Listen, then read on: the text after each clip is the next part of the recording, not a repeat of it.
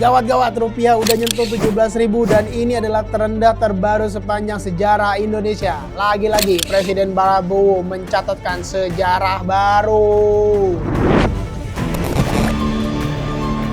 Aduh, kok bisa sih? Gara-gara perang Iran versus Amerika nggak sih? Betul, ada faktor internal dan eksternalnya. Faktor utamanya adalah penguatan dolar AS karena inflasi AS yang tinggi. Ketidakpastian geopolitik yaitu perang serta besarnya modal asing keluar dari pasar domestik. Tapi ada tanggapan dari Menko Pak Purbaya nggak? Kalau kata beliau, rupiah 17.000 karena sebagian ekonom bilang kita bakalan resesi kayak 97-98. Jadinya daya beli itu hancur. Dia juga bilang kalau investor saham tidak perlu takut karena fondasi ekonomi Indonesia itu dijaga dengan baik.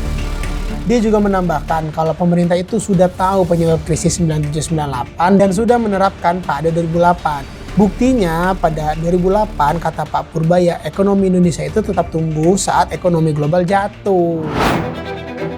Jadi teman-teman tidak perlu takut. Kita punya pengalaman memitigasi yang jelas dengan pengalaman 97-98, 2008, dan 2020. Kita bisa mengatasi pertumbuhan ekonominya, menurut beliau ya. Ya, gue sih mau ngasih tau sedikit nih ya, kalau dampak perang ini tuh nggak main-main.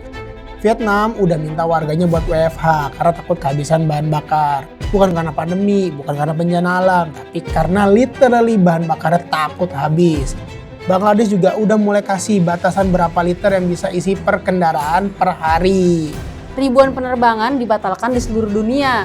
Maskapai-maskapai terpaksa rerouting semua rute, bawa extra fuel, dan berhenti darurat di bandara-bandara yang tidak direncanakan. British Airways juga langsung turun 6% dari bursa, EasyJet juga turun 4% dan semua maskapai sekarang lagi review ulang semua rencana ekspansi mereka. Sementara maskapai Amerika yang udah stop hedging biaya bahan bakar bertahun-tahun lalu, sekarang harus bayar $120 per barel, langsung tanpa perlindungan apapun. Dan ini belum yang paling ngeri. Kilang minyak terbesar UAE di Ruwais offline kena drone strike. Kilang terbesar Arab Saudi offline. Fasilitas LNG terbesar Qatar ditutup. 3 sumber energi terbesar di kawasan Teluk kena dalam waktu yang hampir bersamaan. Sekarang kita lihat Indonesia, impor pupuk, kedelai, minyak, gandum semuanya lewat jalur yang lagi terdampak.